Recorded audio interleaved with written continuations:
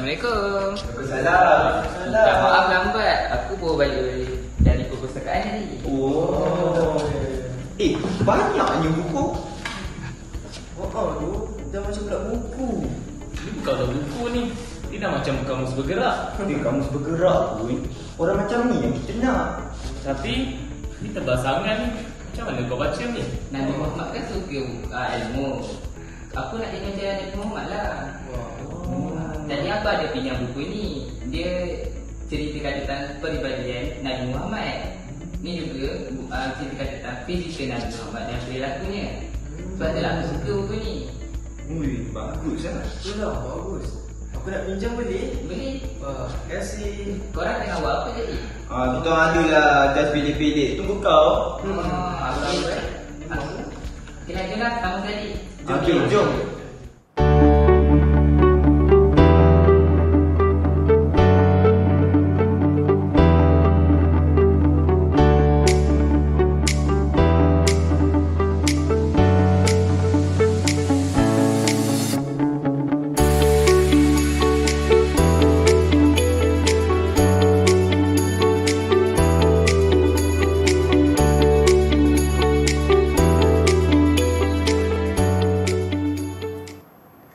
Assalamualaikum dan salam sejahtera. Selamat datang ke slot pentaksiran psikometrik bersama dengan saya Lokman Hakim. Hari ini kita nak belajar tentang inventory kecerdasan pelbagai bersama dengan cikgu kita iaitu Cikgu Haslinda binti Mat Jaiz dari Sekolah Menengah Kebangsaan Khair Johari Hulu Langat, Selangor. Assalamualaikum cikgu. Waalaikumsalam warahmatullahi. Masya Allah, manis senyuman cikgu ya.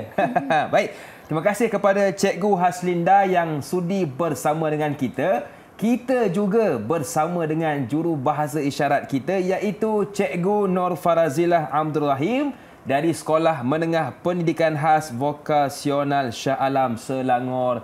Assalamualaikum cikgu, apa khabar? Cikgu pun manis senyumannya. Baik, terima kasih kepada kedua-dua cikgu kita yang sudi bersama dengan kita hari ini. Baik, Cikgu Haslinda. Ya. Kalau kita tonton dengan elok kepada video sebentar tadi, apa sebenarnya yang dilakukan oleh murid-murid kita, cikgu? Okey, baik.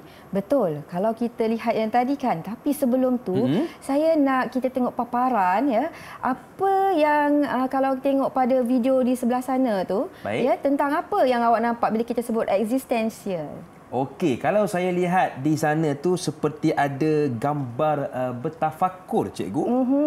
Betul ke? Betul, ya. Baik, jadi hari ini kita akan buat kupasan ya, kupasan tentang bagaimana konstruk kecerdasan pelbagai eksistensial untuk kita ulas berdasarkan video tadi. Kita dapat lihat murid tadi melakukan study secara berkumpulan, ya. Belajar secara berkumpulan dan seorang kawannya datang lambat. Kenapa mereka datang lambat? Apa yang berlaku ialah dia pergi ke perpustakaan. Untuk apa? Untuk membuat pinjaman buku, dan bukunya bukan buku calang-calang buku, buku yang sangat-sangat bagus, buku yang berbentuk ilmiah. Ya. Okey. Dan kita akan lihat nanti kenapa murid ini sangat suka buku-buku yang berbentuk keagamaan yang tebal-tebal. Baik. Dan mungkin untuk segmen ini juga cikgu boleh berikan maksud yang lebih jelas dan apakah ciri-ciri individu yang mempunyai konstruk ni, cikgu? Okey, baik. Jadi, kalau kita lihat individu yang mempunyai konstruk eksistensial ini ialah individu yang melihat secara holistik sesuatu perkara tadi. Kalau kita lihat ya, bagaimana murid tadi apabila ditanyakan kenapa meminjam buku yang tebal-tebal, kerana dia ada tahu, dia sedar apa yang dia perlukan. Dia inginkan ilmu. Ya. Dalam masa yang sama, mereka juga adalah individu yang sangat-sangat inginkan dan memahami nilai kebenaran, kebaikan, keindahan, ya, dan sesuatu perkara yang ingin dia lakukan tu dia nak ringkaskan. Ingin orang kata supaya maklumat itu menjadi makna yang lebih besar. Contohnya tadi, macam tadi, bila kawannya bertanya, kau baca buku tu tak tebal ke? Betul. Macam mana kau baca buku tu? Kan? Jadi katanya ikut Rasulullah. Ya. Kerana Rasulullah mencintai ilmu, ya. Mereka ni sangat cepat untuk bertindak balas juga dengan perkara-perkara yang berkaitan dengan kesenian, ya, seni untuk ke arah ketuhanan.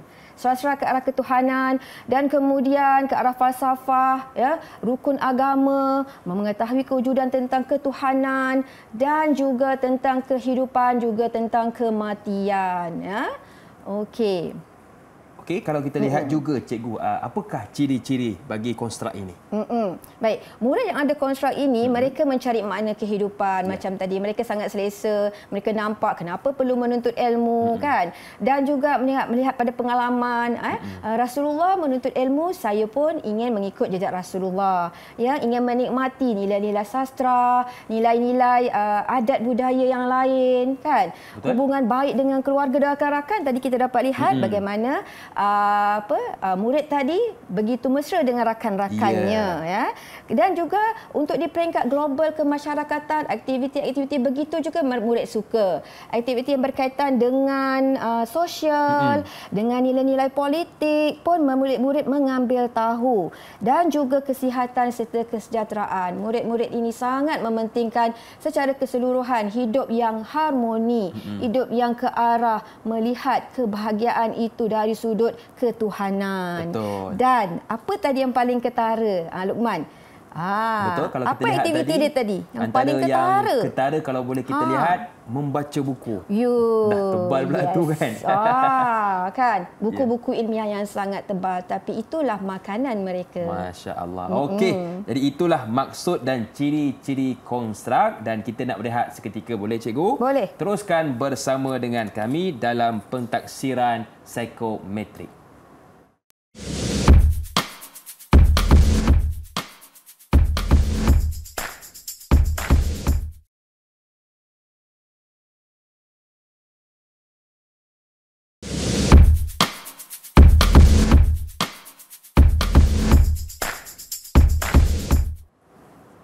Terima kasih kepada anda yang masih lagi sudi bersama dengan kami dalam slot pentaksiran psikometrik. Masih lagi bersama dengan saya Luqman Hakim, juga Cikgu Haslinda dan jurubahasa isyarat kita Cikgu Nur Farazilah. Baik, kalau kita lihat setiap pihak cikgu ada peranan masing-masing, termasuklah guru-guru. Jadi apakah peranan guru-guru dalam memahami gaya pembelajaran murid-murid yang mempunyai konstruk ini? Silakan cikgu. Baik. Okey, kalau kita lihat ya, peranan yang boleh dimainkan oleh guru. Murid-murid yang mempunyai konstruk ini kita lihat tadi ke arah ketuhanan, ke arah spiritual, ke arah kerohanian. Jadi bagaimana kita ingin menggunakan kecerdasan yang ada ini untuk kita manfaatkan agar ia membantu murid-murid meningkatkan gaya pembelajaran mereka. Ya, kita lihat peranan guru dulu. Yang pertama, kita selalu mengadakan aktiviti yang berbentuk sumbangsaran. Betul. Perbincangan, penyoalan, sebab mereka ni mencari makna. Betul. Sentiasa mencari makna. Jadi aktiviti itu perlulah secara dua hala, ya, seperti dalam gambar, ya, kita lihat gambar bagaimana murid memberi penerangan kepada guru dalam bentuk memberi respon kepada apa yang dilihat bahan yang guru bawa, ya. Okey, jadi secara ini adalah untuk meningkatkan lagi mereka punya kepuasan mereka, untuk mereka menjelaskan lagi apa yang tersirat di hati mereka. Baik, yang kedua, ya, boleh kita lakukan ialah tugasan penyelidikan. Ya, seperti contoh, biasanya di sekolah disediakan setiap kelas wajib menyediakan sudut bacaan, dan sudut bacaan ini adalah sudut nilam di sekolah. Seluruh sekolah di Malaysia mengadakan sudut nilam di kelas masing-masing. So kita lihat murid ini, ya, sedang khusyuk membaca. Murid-murid konstruk ini sangat suka membaca. Betul. Dan kepuasan bagi mereka, ya. Okey, dan seterusnya kita lihat bagaimana aktiviti lain juga yang guru-guru boleh membuat ialah aktiviti membaca, ya, melukis, aktiviti seni. Seni yang merangsang mereka untuk meluahkan, ya. Okey, kemudian dan bersyair, ya, bertadabur. Tadabbur juga ialah perkara-perkara yang membawa kepada makna yang lebih mudah sebenarnya untuk murid-murid lebih faham. Okey. Baik, seterusnya ialah peranan guru pula.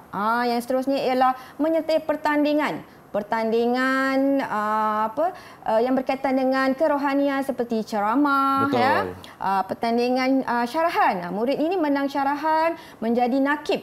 Nakib dalam aktiviti sumur di sekolah dan juga bacaan Yasin. Jadi ini yang membantu murid-murid puas hati mereka bila mereka berkarya dengan cara ini. Ya, betul. Jadi itu antara peranan guru-guru yang boleh dilakukan dalam kita membimbing murid-murid yang mempunyai konstrak ini. Bagaimana pula cikgu melihat aktiviti-aktiviti yang mungkin boleh dilakukan oleh para ibu bapa dalam membantu murid-murid yang mempunyai konstrak ini, Cikgu Haslinda? Okey, baik. Kita lihat peranan ibu bapa pula. Di sini ada video, kita boleh lihat. Okey, jom kita tonton video yang telah disediakan. Anas bin Malik qala Rasulullah sallallahu alaihi wasallam man haraja fi qalbi inni kana fi sabilillah hatta yarji'a. Barang siapa yang keluar dari rumahnya untuk mencari ilmu pengetahuan, maka ia berada dalam jalan Allah sehingga ia kembali.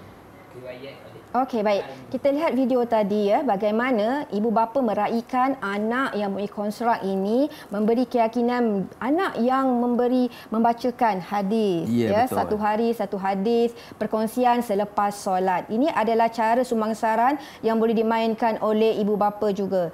Selain daripada itu, ibu bapa boleh mengadakan ruang perpustakaan mini di rumah, ya, supaya anak-anak boleh meneruskan minat mereka dalam bahan bacaan, ya, dan pilihlah bahan bacaan yang bersesuaian dengan anak-anak. Okey, yang ketiga ialah sama juga menggalakkan anak-anak membaca, ya, meluaskan jika anak ada kemahiran bersyair, teruskan, luaskan, masukkan mereka ke akademi-akademi yang bersesuaian. Okey, dan yang seterusnya ialah memberi peluang kepada anak-anak untuk menyertai kem-kem yang mengasah lagi minat mereka dalam aktiviti-aktiviti kerohanian dan spiritual ini.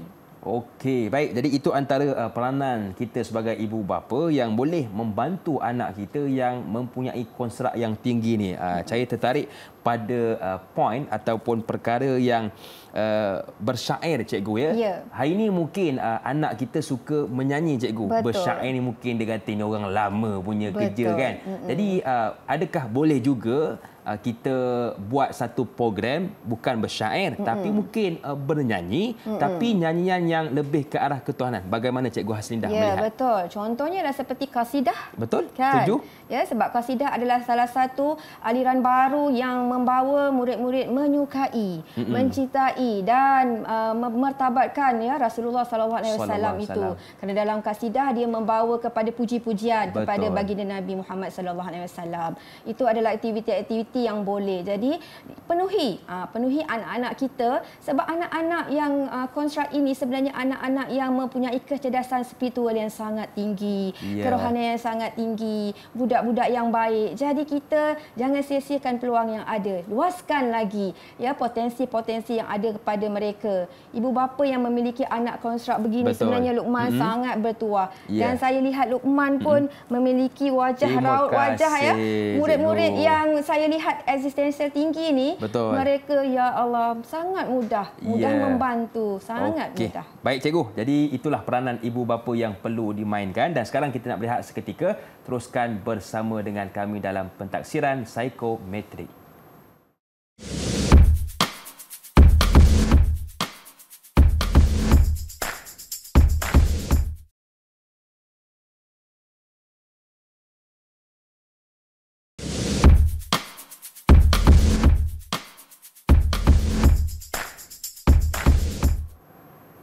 Terima kasih kepada anda yang masih lagi sudi bersama dengan kami dalam pentaksiran psikometrik. Masih lagi bersama dengan saya, Luqman Hakim, juga Cikgu Haslinda dan jurubahasa isyarat kita, Cikgu Nur Farazila. Baik, Cikgu. Untuk segmen ini kita nak fokuskan tentang apa pula? Silakan. Okey, baik. Kita saksikan dulu satu video ini yang kita paparkan. Okey, jom kita lihat bingkisan video yang telah disediakan. Okey, so hari ini cikgu dah faham kalau kita psikometrik, tengok kita dah tengok aktiviti, so masing-masing boleh tengok dan boleh saya nak awak tengok markah existential masing-masing berapa, ya. Okey,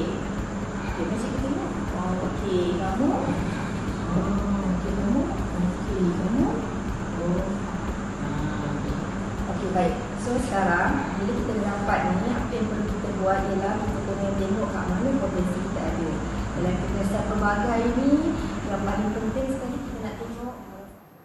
Okey, baik cikgu. Tadi kita sudah lihat apakah aktiviti-aktiviti yang boleh dilakukan oleh murid kita dalam membantu memahami gaya pembelajaran murid. Mungkin cikgu boleh ceritakan hala tuju mereka bagaimana. Silakan cikgu. Okey, baik. Tadi yang kita lihat tadi ialah paparan bagaimana peranan guru bimbingan kaunseling membantu murid melihat sejauh mana mereka punya kesesuaian untuk memilih mata pelajaran apa nanti di tingkatan 4. Murid ini adalah murid daripada kelas iltizam, iaitu murid yang mengambil subjek bahasa Arab. Baik. Jadi tingkatan 3 ya, hasil dapatan konstruk eksistensial mereka ada yang tinggi, ada yang rendah.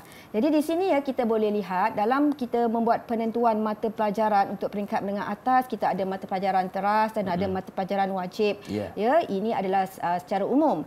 Dan penentuan kita ialah kita hendak pergi di mana, yang mana kita hendak tujukan.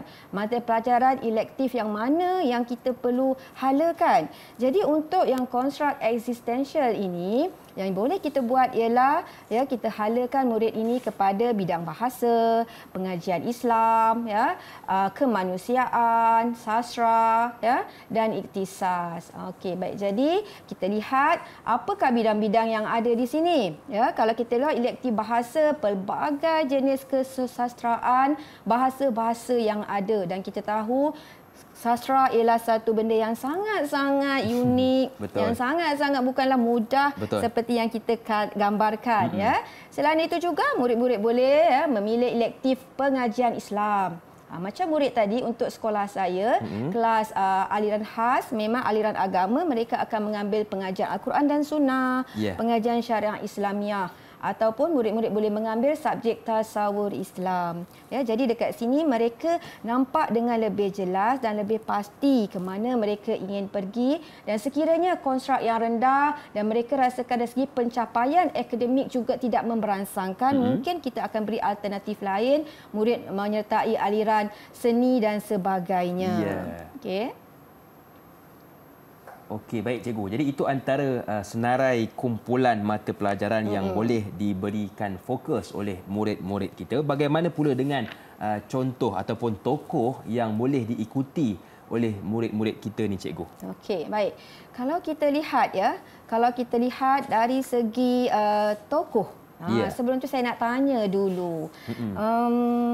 Kalau Tuan punya badan sendiri, Luqman sendiri, siapa agaknya tokoh kerohanian spiritual yang Luqman sangat-sangat kagumi? Ya, kalau saya sudah pastilah tak lain tak bukan Rasulullah sallallahu alaihi wasallam yang kalau kita belajar sirah dia begitu berakhlak cikgu. Ya, betul ya. Okey, baik. Tadi kalau kita lihat kan bahasa-bahasa, subjek-subjek mata pelajaran yang ada semua berkaitan dengan falsafah, sastra, ya, keagamaan, dan tokoh-tokoh untuk dalam bidang ini juga ialah seperti contoh Mother Teresa, Socrates, ahli falsafah, ya, Allahyarham Syekh Yusuf Abdullah Al-Qardawi dan juga Imam Al-Ghazali. Kalau kita lihat ya secara umumnya bila kita sebut sahaja tokoh-tokoh ini, inilah ya sifat-sifat yang dimiliki oleh orang individu yang memiliki konstruk eksistensial tadi, ya. Sangat-sangat menyantuni ilmu, sangat-sangat menghargai ilmu, sangat-sangat mencintai ya kehidupan secara keseluruhannya. Ya, untuk makluman Luqman juga ya, dalam inventari kecerdasan pelbagai ini ya, sebenarnya pada permulaannya diasaskan oleh Howard Gardner hanya 8 konstruk sahaja. Namun pada tahun 2002 Smith telah menambahkan satu lagi konstruk, iaitu existentialism ini, ya, di mana eksistensial ini ialah satu konstruk untuk kita melihat kita tidak memisahkan dunia dan juga kehidupan selepas kematian dan sebagainya, lebih kepada spiritual lah ya secara keseluruhannya. Okey, baik. Jadi kalau kita lihat tokoh-tokoh yang telah ditunjukkan oleh Cikgu Haslinda merupakan tokoh yang hebat. Jadi kita masih lagi membicarakan tentang ruang lingkup kerjaya. Jadi apakah contoh kerjaya yang ada yang boleh dimiliki ataupun dipenuhi oleh murid yang ada konstrak ni, cikgu? Okey, terima kasih Luqman. Baik. Ya, kalau kita lihat ya peluang-peluang yang kerja yang ada. Pada awal tadi saya telah memberikan contoh bagaimana guru boleh menggunakan murid yang memiliki konstrak eksistensial ini, mereka terlibat dalam pertandingan syarahan agama. Mereka juga terlibat tadi dengan bacaan Yasin. Betul. Ya, mereka terlibat dengan menjadi nakib dan nakibah. Ya. Jadi ini adalah contoh-contoh kerjaya yang ke arah spiritual, ke arah ketuhanan. Dan kita boleh berikan contoh seperti yang paling mudah menjadi imam, betul. padri, ahli falsafah, ahli sastra, pemimpin, ahli agama. Ya, dan juga kalau di dalam bidang kesenian sekalipun, mereka membawa elemen-elemen kerohanian. Betul. Ya. Mereka menggunakan falsafah-falsafah yang mereka tahu, sastra-sastra kesenian yang mereka tahu itu lebih kepada ketuhanan. Dan ini antara yang satu fenomena barulah dalam dunia seni, kan, kita menerapkan aspek ketuhanan dalam kehidupan kita. Dan yang paling penting untuk ibu bapa yang memiliki anak yang ada konstrak kecerdasan eksistensial ini, tuan-tuan sangat beruntung, ya. Dan juga guru-guru semua, ya, dan hakikatnya kita semua ada konstrak itu. Betul. Sama ada tinggi, sederhana ataupun rendah. Okey, baik cikgu. Jadi itu antara contoh kerjaya yang boleh diisi oleh murid-murid kita. Dan apakah kesimpulan ringkas cikgu sebagai penutup segmen kita ini? Baik, kesimpulan saya dalam mengukur kecerdasan, ya, kita lihat ikan kita tak akan ukur mereka kehebatan dengan di atas darat, tetapi ikan kita ukur di air. Ya, monyet di atas pokok, ya, kura-kura di darat, ya, dan burung di udara. Itulah anak-anak kita. Masing-masing memiliki kelebihan yang tersendiri dan kita gunakan, kita salurkan bakat mereka, keupayaan mereka ke arah yang sepatutnya, insya-Allah, untuk kebaikan semua. Baik, terima kasih sekali lagi kepada Cikgu Haslinda binti Mat Jaiz dan juga jurubahasa isyarat kita, Cikgu Nur Farazila Abdul Rahim. Saya Luqman Hakim, mohon izin undur diri.